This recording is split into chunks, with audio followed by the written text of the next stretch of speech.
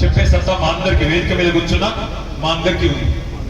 ఈ దేశంలో ఇంతకంటే పెద్దగా ఇంతకంటే గొప్పగా ఉపాధి కల్పన ఏదన్నా ప్రభుత్వం చేసిందా చెప్పండి అని చెప్పి ఎన్నిసార్లు అడిగినా ఒక్క కాంగ్రెస్ నాయకుడు కానీ ఒక్క బీజేపీ నాయకుడు కానీ సమాధానం చెప్పే పరిస్థితి లేదు. ఎందుకు అంటే సోషల్ మీడియాలో జరిగిన దుష్ప్రచారం ఇన్ని ఉద్యోగాలు సృష్టించినప్పటికీ ఇన్ని ఉద్యోగాలు భర్తీ చేసినప్పటికీ ఇంకా ఏదో చేయలేదు, ఈ ప్రభుత్వం పనే చేయలేదు అనే విధంగా విపరీతమైన దుష్ప్రచారం మరి సోషల్ మీడియాలో జరిగింది. అందులో ముఖ్యంగా యువత, ఇవాళ జిల్లాల్లో గ్రామీణ ప్రాంతాల్లో ఉండే యువత ఎవరైతే చదువుకోగానే తమకు ఉద్యోగం కావాలని కోరుకుంటారో వారు పూర్తి స్థాయిలో ఈ వాదనకు ఆకర్షితులై మాకు దూరమైనారు. వాస్తవం ఏంటంటే నేను అందరూ కూడా విజ్ఞప్తి చేస్తా ఉన్నాను, దయచేసి విషయాలు రూఢీ చేసుకోండి, తెలుసుకోండి. 10 ఏళ్లలో భారతదేశంలో ఏ ప్రభుత్వము చేయనంటే పెద్ద ఎత్తున ప్రభుత్వ ఉద్యోగాలు భర్తీ చేసింది బీఆర్ఎస్ ప్రభుత్వం.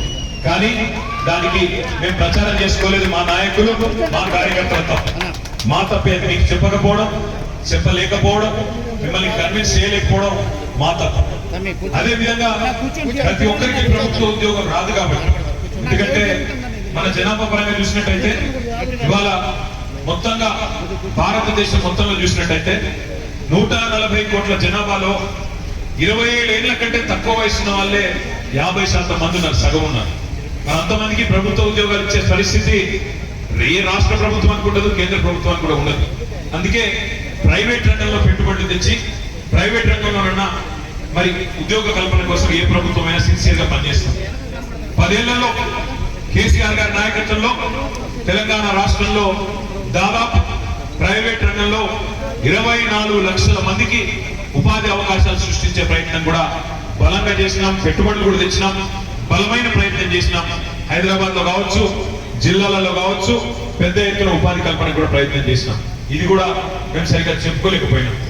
దాంతో పాటు ఇప్పుడే నేను హరిప్రియ గారిని అడుగుతా ఉన్నాను, ఇల్లెందు నుంచి ఇవాళ ఇటువైపు వెళితే మహబూబాబాద్, ఇటువైపు వెళ్తే మీకు కొత్తగూడెం, ఒకటి 37-38 కిలోమీటర్లు, ఇంకోటి 40-42 కిలోమీటర్లు. రెండు వైపులా ఈరోజు మీరు కళను కూడా ఊహించి ఉండరు.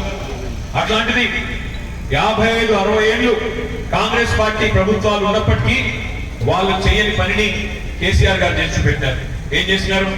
మహబూబాబాద్ జిల్లా కేంద్రం చేయడమే కాదు, అక్కడ ఇవాళ ఒక మెడికల్ కాలేజు, ఒక నర్సింగ్ కాలేజు, కలెక్టర్ను, జిల్లా అధికారులందరినీ కూడా తీసుకొచ్చి ప్రజలకు చేరువగా అక్కడే కూర్చోబెట్టినారు. మీ పిల్లలందరికీ కూడా రేపటి రోజున వైద్య విద్య అభ్యసించడానికి ఎక్కడికో పోయే అవసరం లేకుండా బ్రహ్మాండంగా ఈ రోజు మహబూబాబాద్ లో ఒక్క సూపర్ స్పెషాలిటీ హాస్పిటల్లోనే గవర్నమెంట్ మెడికల్ కాలేజ్ టీచింగ్ హాస్పిటల్లో 140 మంది సూపర్ స్పెషలిస్టులను కూడా తీసుకొచ్చి కూర్చోబెట్టిన ఘనత కేసీఆర్ గారి ప్రభుత్వానికి.